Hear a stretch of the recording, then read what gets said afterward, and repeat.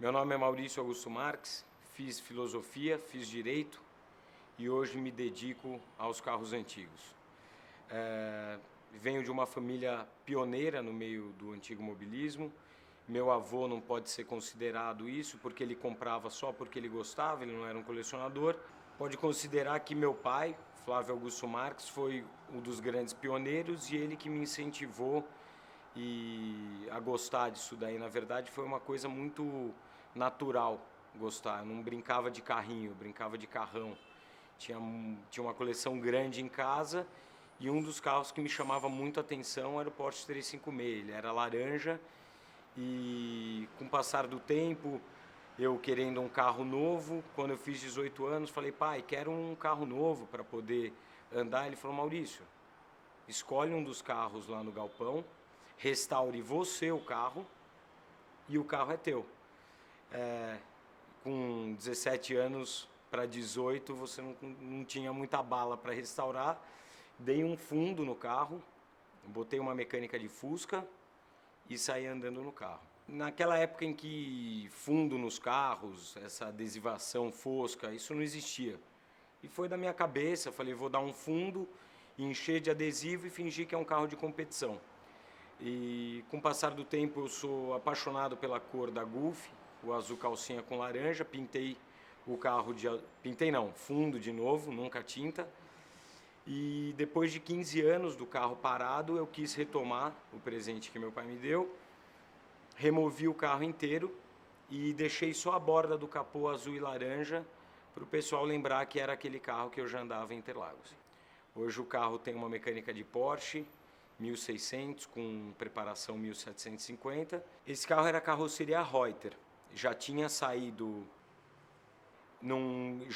e o legal, isso também, tava com bate-pedra na plaqueta e não aparecia.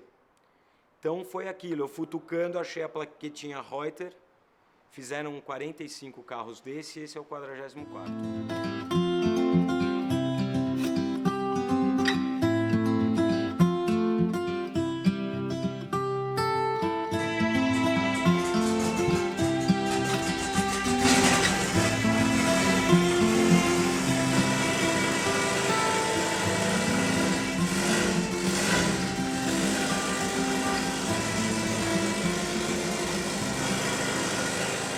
É louco porque eu tive uma boa escolha, né? Eu poderia ter escolhido qualquer outro carro, como um Fusca, não desmerecendo, porque eu amo Fusca também, mas eu fui escolher justo um bilhetinho premiado aí, que é um carrinho muito interessante.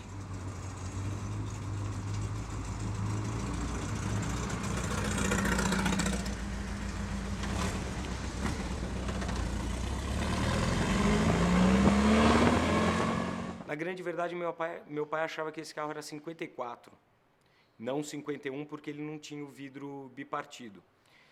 E nunca me chamou a atenção porque ser um Porsche. Desde pequenininho eu olhava, ele era laranja, estava jogado num canto e aquelas coisas que a gente não explica. Ele me chamou a atenção. Sabia se era raro, se não era.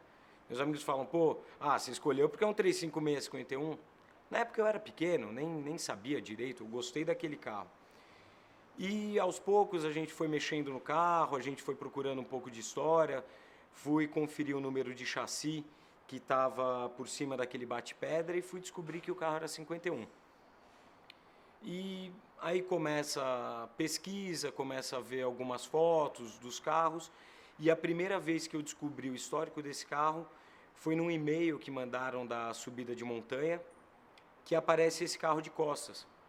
E ele tem uma marca da placa que colocavam para dentro. Tem alguns carros que eles faziam isso. E quando eu removi a tinta, eu vi que tinha lá a solda, que alguém fez. Falei para o meu funileiro, não mexe nisso, deixa essa marca, porque é uma marca do tempo.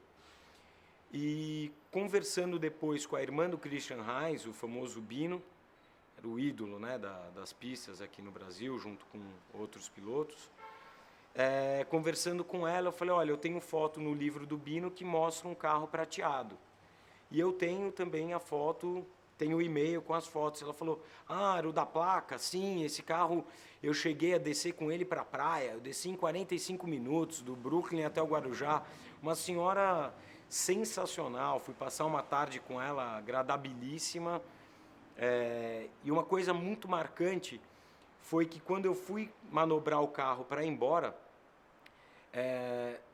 ela falou, eu deixei o carro na marcha lenta e ela falou, Maurício, acelera um pouquinho, por favor.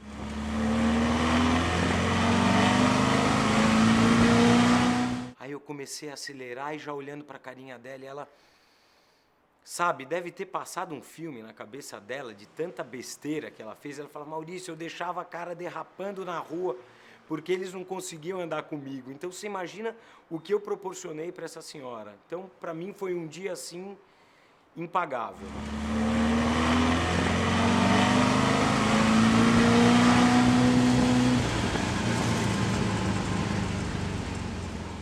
Eu acho que quem anda num carro antigo tem uma função social muito importante.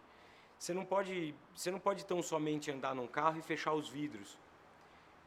Você tem que dar atenção a quem está olhando. Desde o caminhoneiro, ao cara que está no ponto de ônibus, ao motoboy.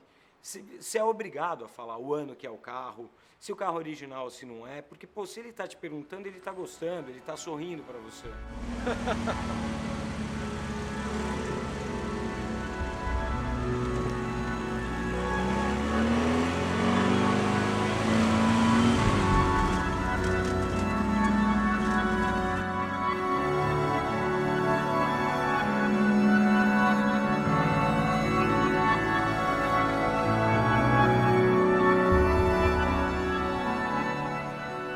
Depois que eu vi a obra completa do carro na lata, com as rodas vermelhas, foi uma coisa que me tocou muito. Eu falei, caramba, eu acho que essa é a essência do carro. Ele é meio maluco, assim. Você olha para ele, você vê um carrinho meio doido, tipo pica-pau de olho torto, assim. Ele é meio maluco. Então, não vou mexer nesse carro durante anos, vou deixar para os meus filhos. E se eles quiserem, meu pai sempre falava isso, Mal, eu vou comprar.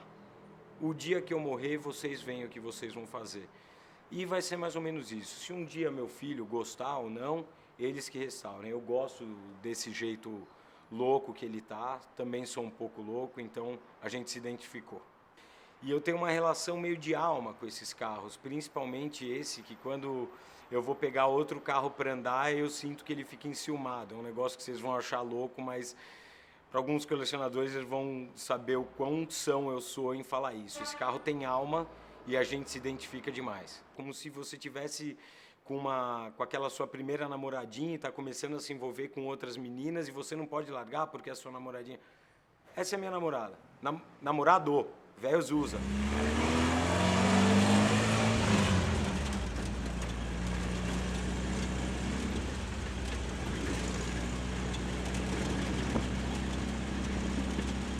Putz, grila, eu nem bem sei direito. Isso aí foi com uns 17 anos, acho que eu andando no carro.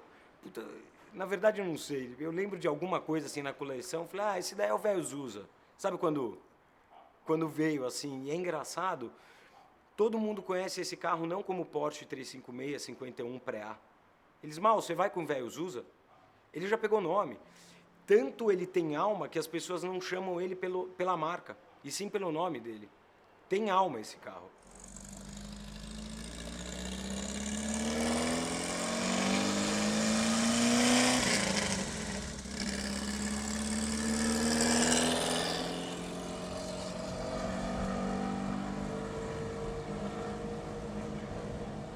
Eu trabalho muito, sou um workaholic para exatamente poder manter esse carro, porque realmente é um carro raro, é óbvio que precisa um serviço de restauro muito específico, mas aí o dinheiro ele não vai, aí foge de toda a minha história de família, foge do meu gosto. É como se estivesse tirando parte de mim e falando, agora você vai ser o Maurício sem o velho Zusa. Já tenho uma história montada, não quero me desfazer disso. Eu abro mão de outros carros, mas tem alguns carros, o carro que meu avô casou com a minha avó, o carro que meu pai deu de presente para o meu avô, o Fusquinha que meu pai ia me pegar no colégio. São coisas que me dizem muito respeito, fazem parte de todo o meu histórico. Então, não me vejo vendendo esses carros, não teria porquê. O dinheiro não vai fazer assim. O que eu vou ganhar, eu vou ter que pagar num Encore aí, pagando exame, operação em coração, e aí, desse jeito tá ótimo, não precisa mexer.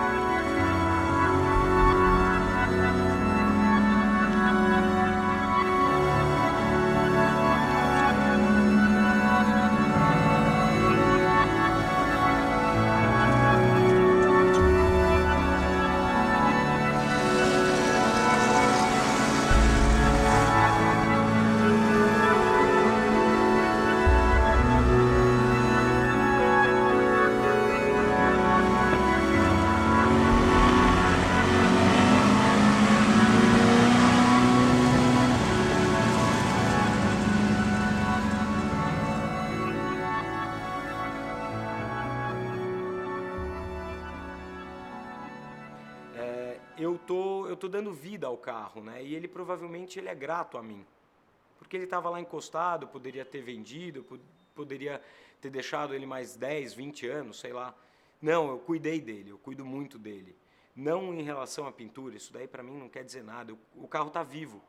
Então ele é grato a mim e eu sou grato a ele, porque eu voltando da minha oficina em Cotia, à meia-noite, sem capota, eu nem som coloco, porque o barulho dele é uma coisa maravilhosa e é como se estivesse com um irmão batendo papo, conversando. Então tem uma relação muito maluca com ele, é coisa de doido mesmo.